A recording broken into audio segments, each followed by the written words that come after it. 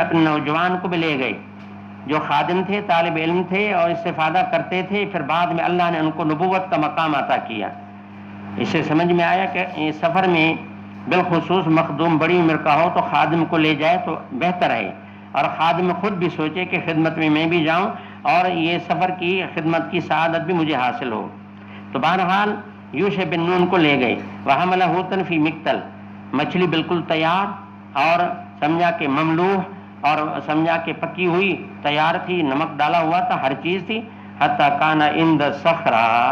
وہ صخرہ کے قریب جب آئے، وضع رؤوسہما، دونوں یہاں لیٹ گئے والی معنی میں ہے، سر رکھا، باقی نامہ مراد نہیں ہے، کیونکہ دونوں اگر سو جائیں تو پھر یوشع کو بھی پتہ نہ چلتا کہ مچھلی میں جان پڑ گئی۔ وضع رؤوسہما کے معنی فنامہ معنی، نامہ الفاظ تو یہ کہ دونوں سو گئے، لیکن یہ تغلیباً ہے، نیند تو حضرت موسیٰ علیہ السلام کو تھی اور ان کو نامہ کی نسبت ادھر بھی کی گئی ہے، لیکن حقیقت اس کا مقصد یہ کہ یہ لیٹ گئے تھے، نیند اس کو نہیں تھی، کیونکہ اگر نیند ہوتی تو ان کو پتہ کیسے چلتا کہ مچھلی میں جان پڑ گئی۔ فانسل الحوت، عجیب رنگ دیکھا کہ وہ ٹوکری سے وہاں سے مچھلی نکلی، کھسک گئی۔ فاتخذ سبیلہ فی البحر سربا، اور قریب میں ماء الحیات تھا، اور اللہ رب العزت کا تو نظام ہے، اللہ کی مرضی ہے نا، جس پانی میں اللہ تعالیٰ جان ڈالے۔ تو یہ ہے کہ پانی جو ہے ویسے بھی وجعلنا، یعنی کیسے آیت کریمہ ہے کہ ہر چیز پانی میں ہم نے ہر چیز کی حیات رکھی ہے، پانی میں ہر چیز کی حیات ہے، یعنی پانی میں ویسے ہی حیات ہے، لیکن قدرتی وہ تو ماء الحیات تھا،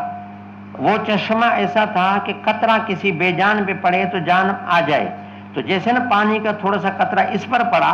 تو جان پڑ گئی، اس طرح ٹپ ٹپ کرتی ہوئی پانی میں گئی، پھر آگے باہر میں چلی گئی، تو یہ سرنگ بناتی ہوئی چلی گئی۔ وَقَانَ لِمُوسَىٰ وَفَتَاهُ عَجَبًا، فرمایا کہ دونوں کے لیے یہ بات عجیب بنی۔ یہاں سوال پیدا ہوتا ہے کہ موسیٰ تو علیہ السلام تو نیند میں تھے اور خادم دیکھ رہے تھے، تو یہاں فرمایا کہ دونوں کو عجب ہوا، حالانکہ عجب تو ایک کو ہونا چاہیے، کیونکہ جس کو اطلاع ہوئی عجب اسی کے لیے تھا، دونوں کے لیے بات عجیب کیسے بنی؟ اس کا جواب علامہ سندھی نے دیا کہ یہ نسبت آخر القصہ کی طرف ہے، یعنی جب ساری بات ہو گئی کہ وہ جان بھی پڑ گئی، مچھلی چلی بھی گئی، حضرات جاگے اٹھے، آگے روانگی ہوئی، روانگی کے بعد جب طلب ہوئی ناشتے کی اور مچھلی کی بات آئی، پھر انہوں نے کہا ہو صحیح، یہ تو بتانا تھا، بات بھول گئی، وہ تو مچھلی تو گئی۔ اور پھر جب آئے اور دیکھا کہ سرنگ بناتی ہوئی، تو دو باتوں پر عجب تھا۔ ایک تو بے جان میں جس کو کھاتے آئے، راستے میں کھاتے رہے کھاتے رہے کھاتے رہے، پکی ہوئی ہے، منزوج ہے اور مملوح ہے، نمک بھی پڑا ہوا ہے، اور پھر یہ ہے کہ بے جان میں جان پڑ، معقول چیز میں جان بھی پڑ جائے، اور پھر سرنگ بناتی ہوئی چلی گئی۔ دو باتوں میں اسی پورے قصے کے بعد جب دونوں حضرات یہاں آئے، موسیٰ علیہ السلام نے رنگ آ کر کے دیکھا اور انہوں نے ان کو قصہ بھی سنایا، تو آخر قصے کے بالکل آخر میں یہ بات دونوں کو عجیب لگی۔ تو یہ دونوں کی مشارکت جو عجب میں ہے، بدایت میں نہیں نہایت میں ہے، اور بدایت الامر میں نہیں ہے، نہایت الامر میں ہے۔ واپسی میں گویا یہ دونوں کے لیے بات عجیب بن گئی، کیونکہ شروعات میں ایک کو اطلاع تھی، دوسرے کو اطلاع نہیں تھی، تو شروعات میں مشارکت فی العجب نہیں ہو سکتی، لہذا جب انہوں نے بھی حال حوالہ سنایا، یہاں بھی آ کر کے یہ رنگ دیکھا، تو پھر یہ ہے کہ دونوں عجب میں کیا ہو گئے؟ شریک ہو گئے۔ اب مانا شریک سے مراد یہ کہ دونوں حیران ہو گئے، عجیب ہے میرے اللہ، تیری کتنی بڑی قدرت ہے یا اللہ، بے جان میں جان ڈال دی، اور پانی کو یا اللہ تو نے کیسے روکا کہ سرنگ بناتی ہوئی چلی گئی؟ تو یہ کان، یہ آخر میں معاملہ یہ ہوا، کان لموسیٰ وفتاہ عجبا، کہ عجب بعد میں پیدا ہوا۔ خیر، فانطلقا بقیۃ لیلتہما و یومہما، اب یہاں بھی بقیت کی اضافت لیلتہما و یومہما کے مجموعے کی طرف ہے، یعنی دو مجموعے کا بقیہ، آگے جو چلے، آگے جو سفر ہوا، 24 گھنٹے رات دن کے مجموعے کا بقیہ آگے چلے۔ مقصد یہ کہ فی الواقع یہ تھا کہ دونوں میں ایک تو پورا لگ گیا، مثلا رات پوری لگی، دن کا آدھا، پھر لوٹے، یا دن تو پورا لگ گیا رات کا آدھا پھر لوٹے، تو معلوم ہے کہ ان میں سے ہر ایک کا بقیہ نہیں تھا، ایک کامل تھا اور ایک کا بقیہ تھا۔ تو یہاں پھر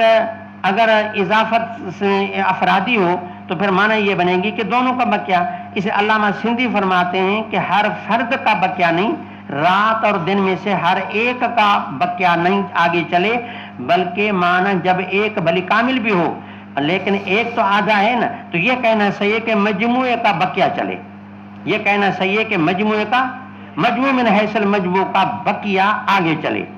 اگرچہ فی الواقع ان دو میں سے ایک کامل تھا ایک بقیہ تھا۔ لیکن اگر ہم کہیں گے کہ اضافت افرادی ہے تو پھر معنی بنے گی کہ ہر ایک کا بقیہ، تو یہ بات واقع کے خلاف ہے، کیونکہ اگر رات کا بقیہ کہیں تو دن کا بقیہ بھی کہنا پڑے گا،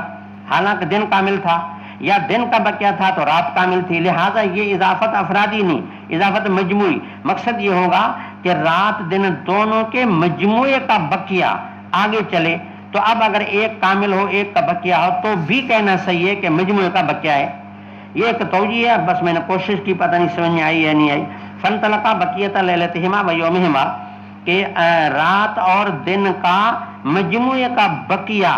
آگے جب چلے اور صبح ہوئی تو موسیٰ علیہ السلام خادم کو کہنے لگے بیٹا اب ناشتہ تو لاؤ، آتنا غداءنا لقد لقینا من سفرنا ھذا نصبا۔ اب تھکاوٹ بھی محسوس ہو گئی، یہ میں نے پہلے بھی عرض کیا تھا، سفر جب تک با مقصد ہوتا ہے تو تھکاوٹ تب بھی ہوتی ہے، لیکن احساس تھکاوٹ نہیں ہوتا۔ مقصد پورا ہو گیا یا مقصد سے آدمی آگے بڑھ گیا تو اس کے بعد پھر تھکاوٹ کا احساس ہونے لگتا ہے کہ او ہو ہم نے تو خواہ آگے اتنی بڑی تکلیف کی، او بڑے تھک گئے۔ ہاں تو پہلے تھکاوٹ نہیں تھی، پہلے ہیلی کاپٹر جا رہے تھے، تھکاوٹ پیدل جا رہے تھے بیچارے پہلے بھی۔ تو کہنے کا مقصد یہ کہ اس سفر میں کہا کہ تھکاوٹ ہو گئی۔ وَلَمْ يَجِدْ مُوسَىٰ مَسًّا مِّنَ النَّصَبِ، تھکاوٹ کا احساس پہلے نہیں تھا، حَتَّىٰ جَاوَزَ الْمَكَانَ الَّذِي أُمِرَ بِهِ، مکان معمور سے جب کراس آگے کیا تب تھکاوٹ کا احساس ہونے لگا۔ فَقَالُوا فَتَاهُ أَرَأَيْتَ سَائِن، آپ کو پتہ چلا، أَرَأَيْتَ وَمَنَا أَخْبِرْنِي، یا علم کی معنی میں یہ آدمی کہتا ہے کہ مجھے بتاؤ، لیکن مراد یہ ہوتا ہے کہ آپ کو پتہ ہے، ہمارے معنی یہ ہوگی أَرَأَيْتَ صحیح آپ کو پتہ چلا کہ اذ اوینا الی الصخرہ، جب ہم دونوں لیٹ گئے تھے صخرہ کے قریب، فانی نسیت الحوت، یہ جو نا وہ چیز اللہ نے بتائی تھی وہ سارا معاملہ میں منظر آنکھوں سے دیکھا، جو میں نے مشاہدہ کیا تھا یہ آپ کو بتانا تھا، لیکن یہ ہے کہ بہرحال نسیان ہو گیا۔ تو معلوم ہے کہ خادم اگر خدمت میں کوئی قصور کرے اور بات میں یہ بتائے کہ مجھ سے بات بھول گئی تو مخدوم کو چاہیے کہ اس پر اس کو عتاب نہ کرے، نہ خفا ہو، نہ اس کو سزا دے، اور یہ کہ نسیان عذر ہے۔ قال موسیٰ ذالک ما کننا نبغی، مقصد تو ہمارا یہ تھا اللہ کے بندے، فرتد علی آثارہما قصصا، اپنے قدموں کے نشانات کو جانچتے ہوئے واپس لوٹے۔ فلما انتہیا الی الصخرہ، وہاں آئے، وہاں جو آئے دیکھے سبحان اللہ ایک بندہ ہے چادر تان کر کے وہ اس طرح پڑا ہوا ہے اور آرام میں ہے، اور انہوں نے کہا السلام علیکم، انہوں نے کہا وعلیکم السلام، ہمارے اس دھرتی میں سلام دینے والا کون بندہ ہے؟ سلام تو تشریح امر ہے، اس کا تکوینی امور سے واسطہ تھا، اور تکوینی تشریح لوگ ان کو ملتے بھی نہیں تھے، تو کبھی باہر میں کبھی کہیں جا اللہ کا حکم۔ تو اس پر حیران ہو گئے کہ جہاں میں موجود ہوں یہ سلام دینے والا، یہ سلام تو تشریح امر ہے، اور یہ کون ہے جو سلام دے رہا ہے؟ اذا رجل مسجع بثوب، راوی کو شک ہے، یعنی مسجع کہا یا یوں کہا کہ